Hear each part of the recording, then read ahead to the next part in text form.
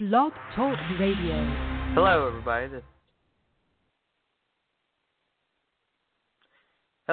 This is Samuel BrockFlynnShow.com.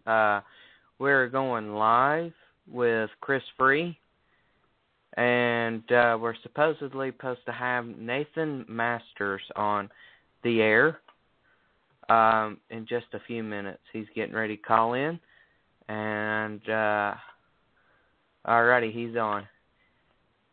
Hey, Nathan. Good evening. Hey, how how's it going? Sammy? This is Chris Free. How's it going, we guys? also got Nathan Masters just joined us here. This is Chris Free. Hey, Chris, what's happening? Hey, how's everything going there? Pretty good. Just let everybody know that actually me and Nathan Masters are filmmakers.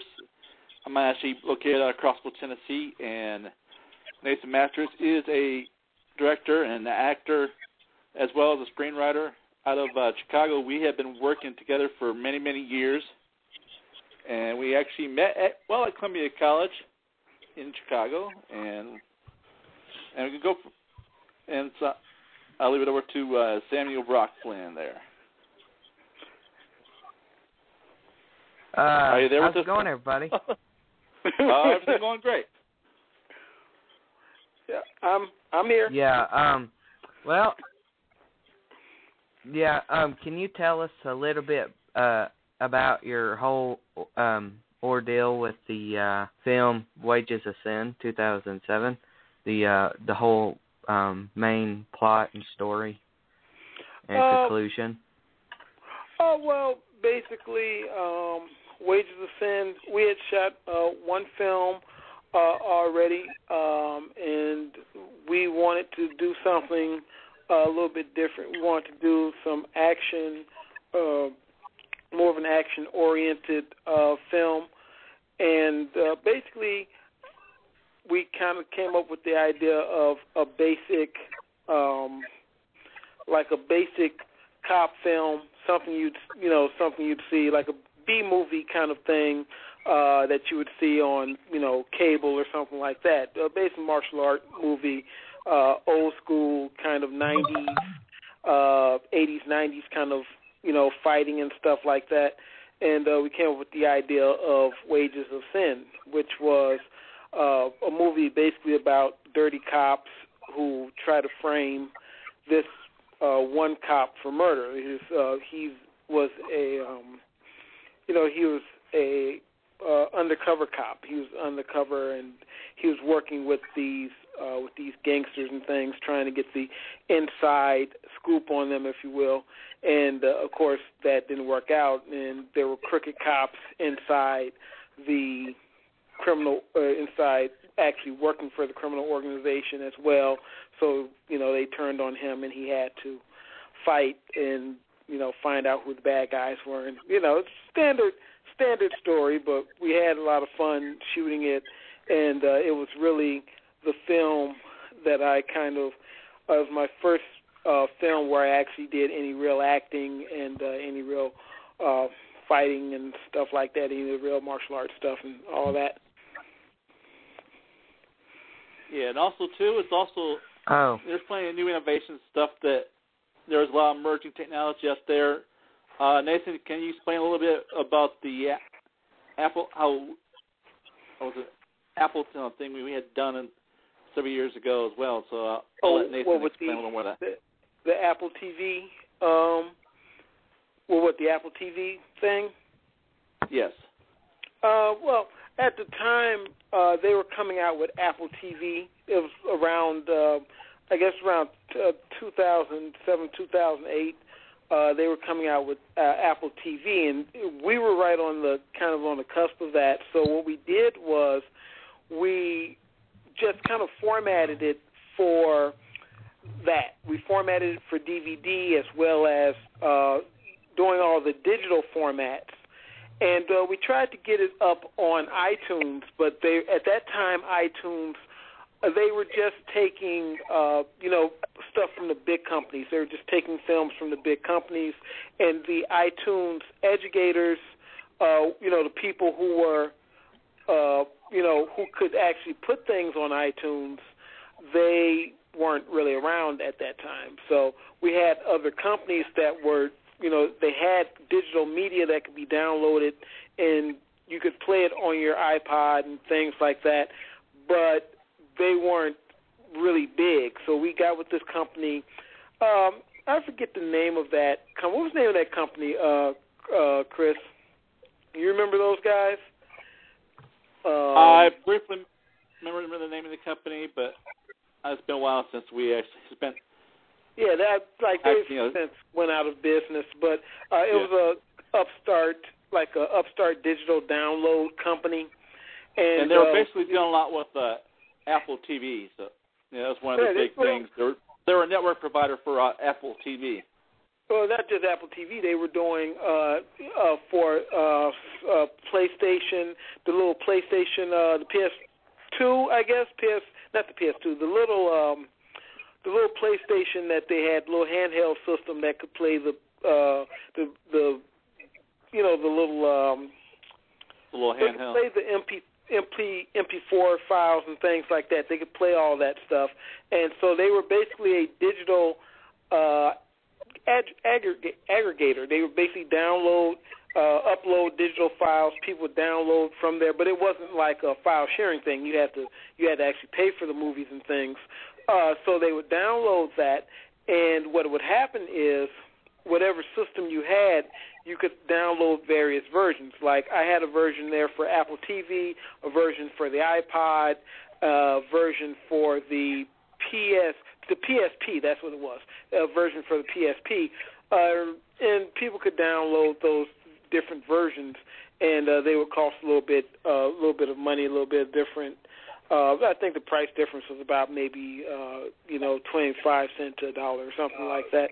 But we were selling the thing for about like $1.99 when it first came out, and it was one of the bigger ordered films of the time because they actually crashed the server because there were so many people actually ordering the film. But I don't know if that was because it was really so many people ordering the film, or as much as the server wasn't fixed properly. But it made for a heck of a news story back in the day, though. Yeah. And those actually listen to the show, Wages of Sin, if you guys want to check out on YouTube, as well as many of our other films, and some of the upcoming films as well, we have posted on there for free. You can watch The Wages of Sin online, totally in its entirety for free on YouTube. Just put in Wages of Sin, and make sure you look up at the. If you're on Tom Cone YouTube, Mechanics is the company, and it's actually listed under Tom Cone Mechanics and Wages of Sin, full movie. And if you're on YouTube, it's easy. You can find it easier by typing in Wages of Sin and then typing my first name by it. If you type NATHYN, put that there and you'll find it immediately, because there's there's a rock band, I guess, called Wages of Sin as well, or something like that, and you'll get all their stuff and you'll get everything else. So if you can put my name, my first name by it, or you can put Time Code Mechanics Wages of Sin, and it will come up too. So basically, we put all of our movies are actually on YouTube, with the exception of our first one. We did a film called The Fourth Beast, which was our first film, and that can be purchased on Amazon or eBay for pretty cheap. There's companies. That was our first film, which got distributed by York Distribution. So York Entertainment. York Entertainment. And it got international distribution around the world, both here in the U.S. as well as around the world. And we actually was very, very low budget at the time. Everything we shot everything less than $1,000 budget. We shot that for what, like $800 or something. We shot that one. Actually, Chris, my lowest budget film was the one we just shot. Was Crisis Function. That was the lowest budget film we just shot because we shot that one for probably for just a few $100s. So. And that actually, Crisis Function, guys. If you can go online also on the same YouTube channel, you can actually find that movie, Crisis Function. And also, we're going to talk to you in a second about one of our movies we released last year, called Epitaph, Bread and Salt. It's another full-length movie that me and Nathan also worked on. We put out everything last year, which also is available for free in the entirety on our YouTube channel. So make sure you check it out there. And also, we're going to start moving some things over to Daily. What's that other one? Daily Motion. That one, that site. We're moving some of our stuff over to Daily Motion as well, so that it can be on both platforms. And just in case something goes wrong with the YouTube platform, it can be over there too. Daily Motion, for those who don't know, Daily Motion is another site like YouTube, and it's just right now. I think it gets 100. I have some input. Say it again. I have some input. All right, go ahead. Oh, sorry. I have some input on some stuff. It's there's a thing called pivotshare.com. It's PIVOT and then share.com. And see, when you go up there, it's like a movie film website for your films and stuff, and people could just buy it right off your little website, and then all they have to do is they can rent it or they can buy the movie. Oh, and that's download cool. it and things like that. So. Oh, cool. We'll check that out, definitely. Yeah, it's like a digital distribution tool is what it is. Like host and stream your videos with a stylish and completely branded Pivot Share channel, or even use our Pivot Share embed player to display and sell video on your existing website. With Pivot Share, your videos are purchasable and playable from practically anywhere. It's all using bleeding-edge technology to keep your content secure, really. This all film. A lot of people use this, according like Fast Company, TechCrunch, Pando Daily, IndieWire, The Next Web, Filmmaker, News Media, No Film School, Movie Maker, and Variety, and Dow Jones, Wall Street Journal, and The New Yorker. Yeah, that sounds good. A lot of those big places use this. Yeah, we'll definitely check that out. So, yeah, it's pretty interesting. That's like one of those. It's that one of those like sites where you upload your movie to it, and then they kind of they convert it to their formats, and then people can just go and buy them in whatever format they want. Yeah. Ah, nice. Yeah, something like that. And so, yeah, you can do a lot with it. I use it myself when I did the Homestead Haunted House movie, 2013. And speaking of that, did you check out that camera I showed you? Yeah, I did. You got to get that camera, so you can have a nice HD camera, and it's only like $50. So it's refurbished. I don't know if it's refurbished or if it's just used. I think it's like an out-of-the-box thing, and you have to buy a battery for it, but the batteries are like pretty cheap. You can get a off-market brand battery in a charger. But you get that camera, and you'll be able to get some really good quality footage. That's a Samsung camera, actually.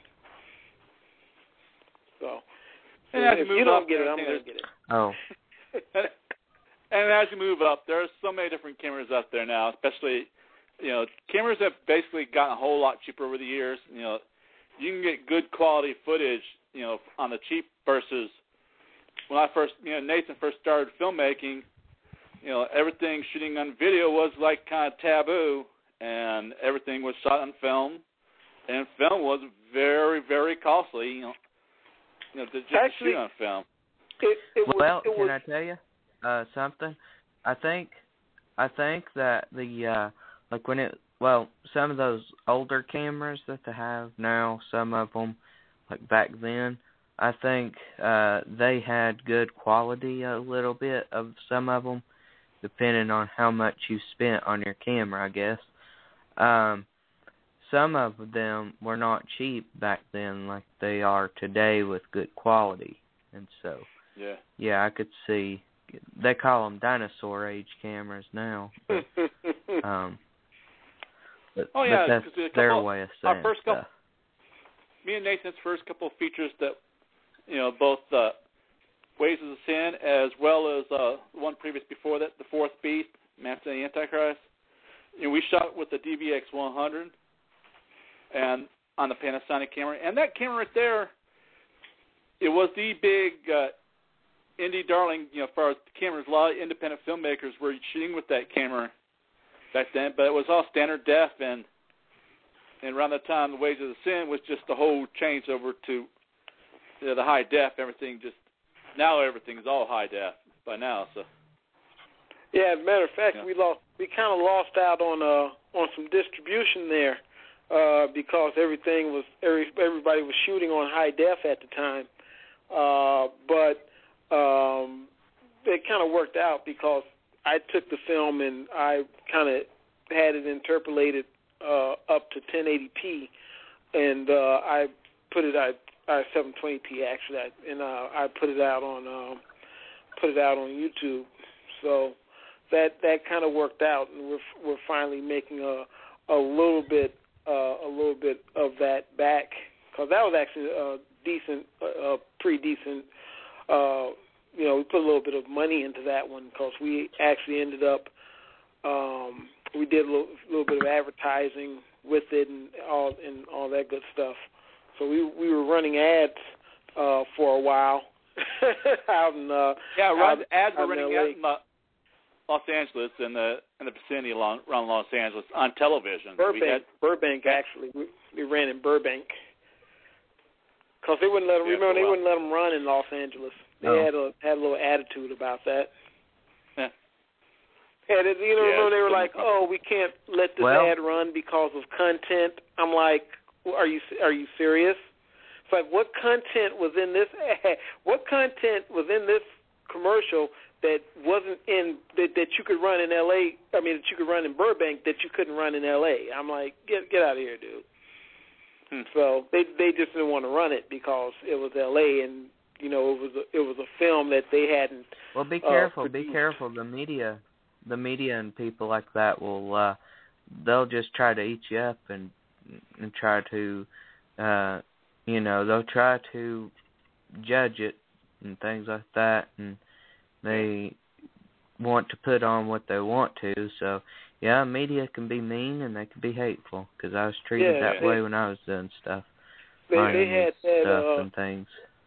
It's just a thing of they really want that control, and if they can't have it, they tend to cause you some problems. But it really didn't cause us a lot of problems. We just kind of changed the venue and things of that nature, and we really just tried to that's one of the reasons I do the YouTube thing, because I can make the films and just put them up on YouTube, and I don't have to worry about people trying to tell me how to do it and what to put in there and how to make it the way they want it made. You know what I mean? And also too, like guys, you ever see on YouTube videos, you see a lot of ads that go right before the YouTube, and those ads basically, that's how we support the film and everything and make feature films out there, that they're ad supported. So it takes a lot of a lot of people ads being viewed actually to really get any significant money. But there's a lot of, thanks to YouTube, there's a lot of people that make a living, from YouTube. So that's another, big major plus now that actually wasn't available, several years ago. And at first, a lot of just certain select people were actually invited to what they call YouTube partners, and now pretty much, it's an open thing now for YouTube these days. I think Lisa Nova made a lot of money off of YouTube. She disappeared. She got on Mad TV, then she kind of came back to the internet for a minute, then she just kind of disappeared and you didn't hear anything. I think she made a little bit of money and then just kind of bowed out. She's like, I got my cash, I'm done. Yeah. Yeah, right. And I haven't heard anything from her since then. Yeah, and Tom Cone, Nathan Masters, with Tom Cone there's Mechanic. a way you can advertise your YouTube videos. You could advertise through YouTube, and it get on. You can advertise on YouTube, and it could be a big one there. Oh, they have. They have. I mean, TV and stuff like that. I guess. Like the Google ads. It's called AdSense. Yeah. Yeah, Google Ads. Yeah, Google Ads. You can do that. Yeah, they have that for YouTube now. They actually were trying to get me. They had the little thing up there where you can start advertising on there.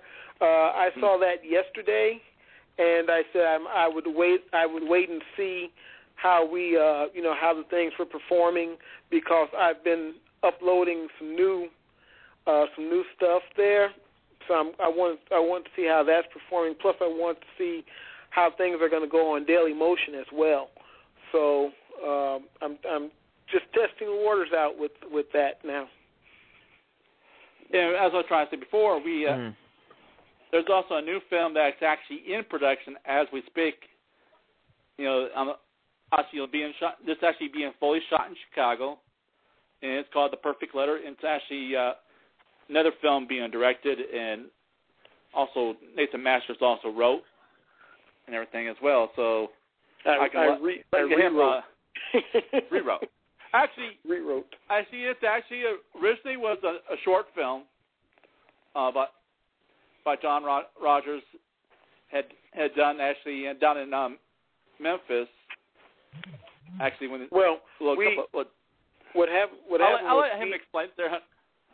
Yeah, we had a project we were working on, and John wrote this short film down in Memphis, and basically we came back up here and we were going to turn it into a feature, and things didn't work out as well as we wanted, and so they kind of, John has a separate company of his own. He put that on the back burner, and what we did eventually, I kind of talked to him. I said, hey, can I do this Perfect Letter thing? He's like, well, I tell you what, you can do your own version of it. John works for a company called, or he owns a company, John Rogers and John Ross. They own a company called JR2 Films. And as a matter of fact, they just did a film called Mount Bayou, which was about the first black town, that was actually owned and operated by black people in Mississippi. So that was like a really, really nice documentary. It got out. It was actually on TV a little bit, and it did really well. So, they have like a nice thing going, but he allowed me to do my own interpretation of his story. So I rewrote it and did kind of, added some things, took some things away, and so, it allowed for, you'll probably be seeing another version of The Perfect Letter coming soon, probably a better, more expensive version of it coming in the next few years or so. But we're doing this version now, and see what we can see what we can do with it, and how that goes. Yeah, definitely. It's like Oh, okay. That sounds good. Yeah, we. Do you guys know when your movies will be out on Walmart and Kmart and stuff? We don't really do any of we do our own private distribution, so you can go to the website, which is timecodemechanics.com, and timecodemechanics.com, you can order everything from there. You can actually order Epitaph bread and salt on eBay. You can order that there now, as a matter of fact. Wages of Sin you can order off of Amazon.com, and we do have the Fourth Beast, our first one. If you really look around, you might be able to find it in some of the old bins at Walgreens and some of the old DVD bins and stuff like that, because York they put their old DVDs, or they kind of the $2.99 bins. They have a lot of old DVDs there, York and Maverick Distribution, those companies. So you can kind of go through those bins, and if you're really, really lucky, you might find a copy, because Walgreens were selling those actually for a while, way back in 2004, I guess it was. They were selling those 2003 or 2004. And also seen a lot of other distribution companies and other companies that deal with that must have been licensing with York Entertainment. They were selling on eBay and as well as other sites back in the day. So. Right, for independent companies, most of what independent companies are doing is they're trying to get on Netflix, or they're going through some of the digital companies. That's where most of the sales are, because to get into Walgreens and those other stores, you're going to have to get with bigger companies and things of that nature. You're going to have to get with the bigger distribution companies, and they are probably not going to take your stuff, because they have so much other stuff that's going on. As a matter of fact, a lot of stuff doesn't sell like it used to unless you have a name star. You have to have somebody with a name in the movie. So, that means you have to have money already. So, we usually don't have that. So we're usually shooting on a shoestring budget. And also too, Nathan. Oh yeah. One of the things, anybody who also checks out the Time Code Mechanics YouTube channel, Nathan also does a lot of videos on everything from. And he discusses everything from various different equipment coming out. He does reviews on it, film and video equipment, to, just how-to type stuff on filmmaking, on low-budget independent filmmaking. And he's also wrote some books, too. He's an author. He's written everything from books on filmmaking as well as comic books. Yeah, we have a book called Action Filmmaking, which is also the same name. We have another YouTube channel, which is also called Action Filmmaking, and that shows a little bit about making films, and that's kind of in connection with the book we did called Action Filmmaking.